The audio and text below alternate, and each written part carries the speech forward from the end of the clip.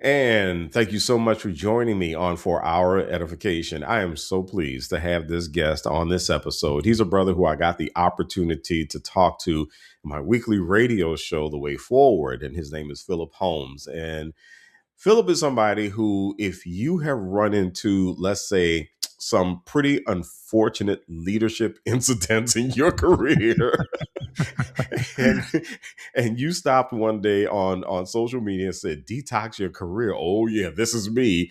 Phillip is the man whose stuff you have been following, and so Phillip, thank you so much, man. Thank you for joining me on the podcast. I'm glad to be here, brother. I appreciate you having me, Eddie. Oh man, Phillip is a coach. He's a consultant. He's also a speaker. And after you had that great interview with me on the way forward, and by the way, folks, the link is in the show notes. But after that great interview, one of the things I thought about is that because of the work that you do, you most definitely have a story to tell about career transformation and about how you rebounded from whatever was happening to lead you to a point where you were helping other people heal. And so the first question that I have when I talk to folks on this show about their career transformation is about a time that they lost their footing in their careers. So what was that moment for you where you had whatever that major setback was, and how did you respond to it? It's a great question. I think for me, setbacks start with what feels like peaks, right? Mm. I just transitioned back home to Mississippi. And after a year of trying to figure out what I was going to do with my life, first, we had just had our firstborn, and my wife and I, we were probably a year and a half, 2 years into marriage when I transitioned back.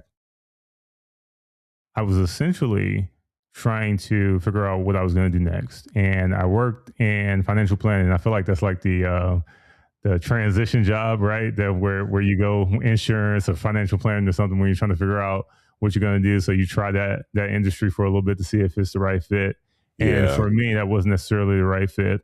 My heart and even what I did for that firm, a bulk of my job was in marketing communications. That's what I enjoyed doing. That was one of the areas where I had developed skills in a deep interest. And so an opportunity came up at an institution that I was very familiar with and had a lot of connections and networks with that institution. And it just fit like a glove, man. The institution was in a place, even though it had been around a long time, it did not really have a functional marketing and communications office. And so Okay. it was a playground and an opportunity for me to go in and build and learn and be able to even make some mistakes, right? And I would still be kind of ahead of the curve because this is when, this is around 2017, and we're really entering the digital age. People are actually starting to take social media a lot more serious, right? You got to think, Twitter just started getting into the hands of individual users on a mainstream scale, probably around 2010, 2011. Yep. Right. Mm-hmm. And so corporations started to get more active on there, a few years after that when they realized, oh, okay, there's actually people here. And then, of course, higher ed institutions are always going to be a little bit more behind, and they started to take them seriously. And so I came in right around that area, and I was an early adopter of social media, and really dived into. I kind of came at the perfect time, being a millennial, right? We were the Facebook generation, so we were some of the first ones to have Facebook accounts and MySpace, right, and all that. And so it was a great time to enter marketing, especially if you didn't have a background or a degree in marketing, because the landscape had completely changed. Anything that you did learn in college, if you did have a degree, a lot of it was outdated. Yeah. And so when I transitioned in, it just fit like a glove. And I was able to come in, develop myself, ongoing education, but also do things that had never been done at the institution before. And by the time I transitioned out, um, we had broken records. We were getting, 100,000 website views a year. We had completely revamped the website. We had 3x the social media accounts.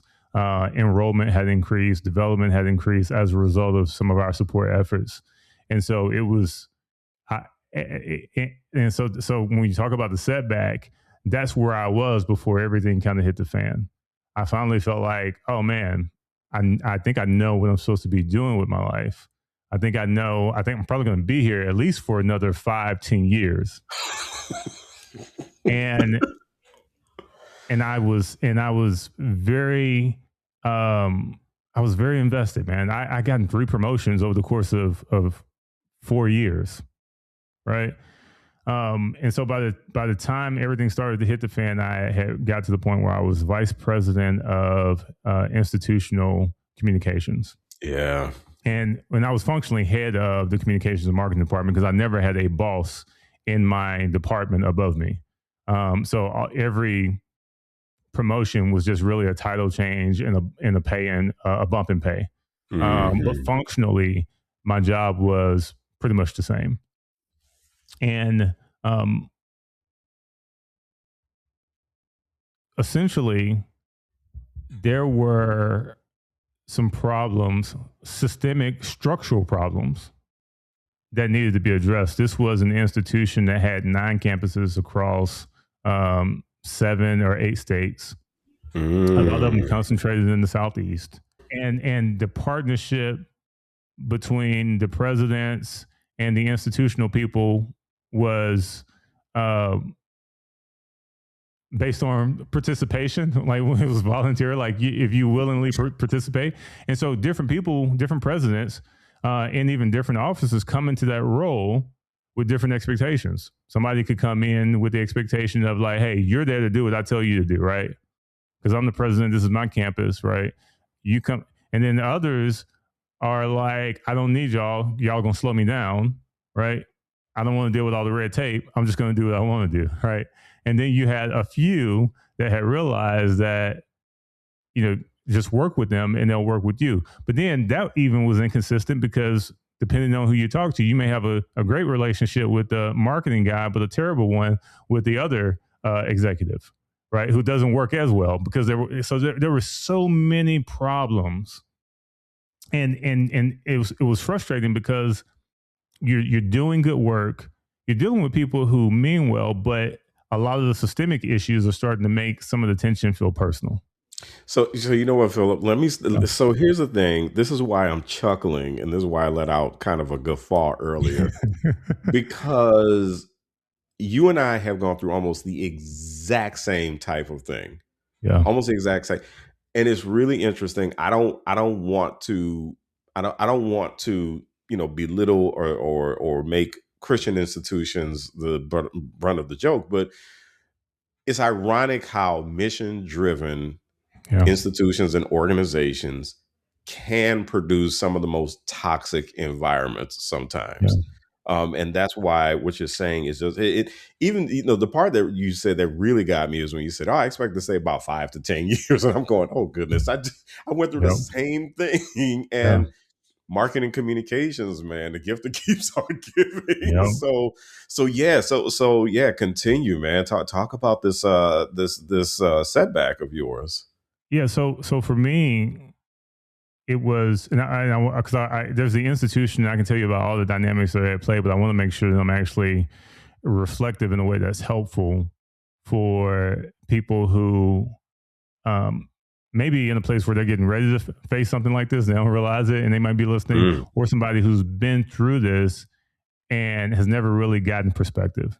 thank you. I appreciate I, that. I was in a place where I was young, I was black, I was ambitious, I wanted to prove myself, but I was also very justice oriented, and and and and had strong convictions when it came to what's right and what's wrong. Um, I also at the same time lacked um, those soft skills that you need to not really fix situations like that, but navigate them in a way where you minimize the whiplash, you minimize the damage that's done, because not because you're participating, not because you're playing politics, but because you see danger and you stay sober minded about the situation, right? So Mm-hmm. saying I could see myself here for 10 years, saying that, I reached the peak of my career, and like not necessarily the peak, but having all these dreams and ambitions and those goals, what I realize now is that it's a form of complacentness, in that, in the sense that you think that you can see 10 steps, 20 steps ahead. And there's an arrogance and a pride in that as well, right? And you allow Mm-hmm. yourself to get, not, the Bible talks about staying sober minded. I read that all the time growing up, but didn't really understand. And the way I think about it now, as I've gotten older, and in my late 30s, right? Is we oftentimes we oftentimes get drunk off of our own ambition, goals, and visions that we come up with for our lives. And to stay sober minded means that we are constantly seeing things as they really are, right? I think for me, that moment was when I realized that staying would mean that that staying came down to an issue of self-respect. Do you respect yourself enough to leave and take a risk, right? And walk towards the unknown, or will you stay here and continue to either tolerate abuse, tolerate disrespect, tolerate the gaslighting and the bullying. And I already knew enough about myself to know that if I stayed, I wasn't going to be any of that, right? So the Mm-hmm. only other alternative was to either leave or crash out. And then I was Yes. dealing at the time, one of the main actors was someone whose background was in politics. This individual was a political operative. Oh man. So it was on a Oh. whole nother level. And at the time, I mean, of course, it blew my life up because, we just had our third child, and I had to make a decision. I thank God for my wife, um, every day, because she didn't freak out when she it got to a point where she was like, "It sounds like you need to leave, and we'll figure it out." At that time, she didn't even have a full Mm, time job. I was the insurance, but she saw how I was mm. being disrespected and undermined, and she was like, "It sounds like you need to leave, and we'll figure it out. I'll write." My wife's my wife's brilliant. My wife's a 10-time author, and she probably wouldn't have wrote 3 of those if it wasn't for my transition. But she was like, "I'll That's write a and book. I'll that is so hustle. cool. We'll figure it out, Yeah. man." What I'm interested in exploring next with you, this next chapter of your story, is as you are figuring all of this out about yourself, as you are taking this journey inward and your career is transforming. Um, what did you learn about your ability to adapt to change, and how did you begin that career? When did that transformation happen for you? Yeah. I mean, I would honestly say that the biggest lesson when it comes to adaptability is that adaptability isn't about, because you talked about values, isn't about being flexible with your values. Mm, And sometimes that's what it feels like. And people like us, and I'll speak for myself, like myself, can sometimes be resistant to yeah. change, uh, for fear of compromise. Mm-hmm. Yeah, that makes sense. But adaptability is about being flexible with your vehicle, if you will. Yeah. And so for me, the mission, right, helping people operate with confidence, helping people learn to take their, I call it, we talk about church hurt, I call it work hurt, Mm, is to take work hurt and to leverage it. Like that stayed the same, but the vehicle changed from the institutional work to coaching, consulting, and content. And so my one of the things that I always enjoyed doing was pouring into people, investing in people, and I always wanted to see people reach their full potential. I love advising, and marketing kind of gave me the opportunity to do that. And I thought that marketing was what I was going to do for the rest of my life. And again, you're talking about, on the one hand, a role that I thought I was going to do, right, on an ongoing basis for the rest of my life. But then even the entire industry, right, that I'm currently in is completely different than what I was actually doing. I still use those skills for sure, because I believe in wasting nothing. But I'm a coach and a consultant from little old Pickens, Mississippi, right? I've had several conversations with people from my old community, trying to explain to them what it is that I do, and it's always difficult, because they're like, I saw I'm a coach. I'm 6'6". I'm like, yeah, so I'm a coach. And every time I leave with that, I always regret it, because I'm just like, I already know where they're gonna go. So you're a basketball coach, and I'm like, I got to explain. Nope, not sports. And I'm like, I work with businesses, and I sometimes work with individuals, and I help them figure out what they're going to do with their career. And so a life coach, kind of, but I was like, you ever had a bad boss, right? And but most of them have unfortunately been in a situation where they had bad bosses, but there was nothing they could do about it. They just had to endure it. Yep. And so the fact that I am now on that trajectory and making and providing for my family with it, right, it's taught me something about adaptability. Like, I got to stay open. I got to stay open to learning. I got to stay open to change. I got to be open, especially as I get older, to learning new skills. Adaptability is absolutely crucial, because it's so easy to stay in the things and the places and the environments and with the skill sets even that we're comfortable with. And so for you, so it sounds like it took some work for you to adapt. Yes. Yes. Yeah. Yes. I won't say that I transitioned kicking and streaming, but I was very, very cautious. But again, the reason why it was so easy for me to leave is, like you said, I was a high value person. I'm not going to tolerate a whole lot of disrespect. And especially when the disrespect is to the point where it's also affecting my ability to perform well. Yeah. Right. Because now my name and my reputation are on the line. I would rather just leave and fail on my terms, right, than to stay and fail on your terms.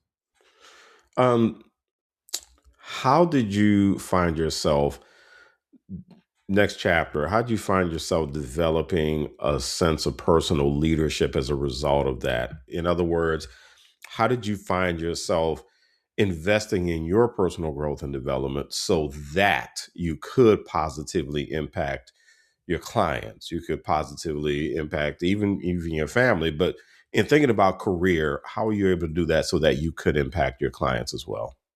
Yeah, so that's so key.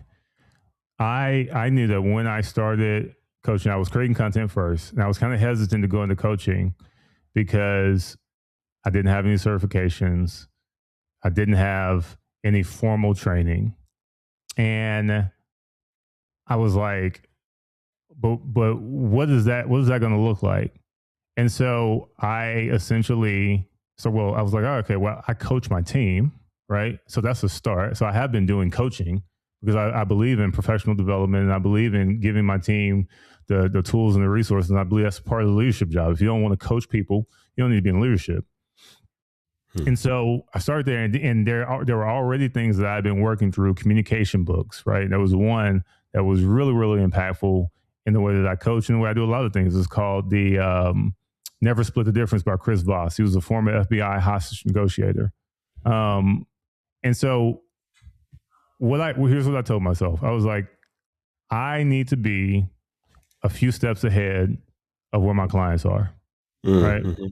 And so, and if I want to make sure that my clients are always getting their money's worth, that the value that they're taking home is worth the financial investment that they're putting into it, right? That means that I need to always be reading, understanding, learning.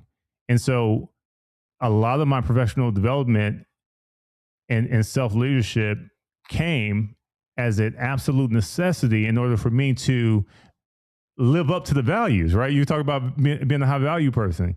If I Mm-hmm. care about having high values, high integrity, then that means I absolutely must continue to invest in myself. I can never afford to get complacent. Otherwise, I'm going to start robbing people. I never want to become a grifter. Yeah. Yeah. I never want to become a Hmm. grifter. And so also a huge part of my own self-development and personal development is really just listening to people and understand empathy, man. Empathy is so Mm-hmm. important. There's a lot that you can learn just by listening to people's story and their experiences and understanding what they did and what drove them there and their own setbacks. And I know in these interviews, right, that's essentially what you're practicing. You're asking these great questions because you're learning. Well, Mm-hmm. part of the motivation when I was doing podcasting on the regular basis and I was interviewing people, I was pleasantly surprised. I was like, man, this is. I thought I was just doing an interview, but like this is self development. This is professional Mm-hmm. development because I'm learning from people's stories, and so yeah, so empathy is really key in that. Mm. What do you do to continue to invest in your personal growth and development? Any Yeah, tools, any methods? avid reader, and because of my ADHD, uh, regular audiobooks. Audible subscriptions. And I typically read books twice. And if I really want to get into them, I get the Kindle version and I listen to them again while I follow it. Right. Hmm. And so that's a huge part of my ongoing development is just really reading, Mm, reading, mm. reading, reading. I I don't don't. I don't do a lot of certifications and courses. I do courses, but I don't do formal certifications because I like to talk when I'm learning. I like to ask questions. I like to be able to interject. Me sitting in a lecture room with someone for um, an hour um, um, for 12 weeks just doesn't sound attractive and or conducive. And Yeah. and and I've come to the point where I realize that a lot of people pursue degrees not for the education and the growth and development, but for the credentials that they think is going to give them the confidence and the security that they're really longing for. And that's why you have so many insecure, credentialed people. I'll say that. Let's get back to you though, because my big question here, and you've learned a lot, so much about yourself. You have taken such a deep investment in yourself. Um, I asked this question for folks. I asked this last question to folks, and that is: imagine that you are a skywriter. You go up in a plane and you get to write whatever message you want for the edification of the nation. What would Philip Holmes' message be? Hmm, that's a good question. You are not what was done to you, and every wound is an opportunity for deeper wisdom. Wow, I like it. I like it. I like it. Don't I don't love it. waste it. Don't waste it. Philip Holmes, he is a consultant, he's a coach, and he's also a speaker. Hey, man, thank you so much for joining me on for our edification. Hey, brother, I appreciate you having me. It's always a joy and a pleasure.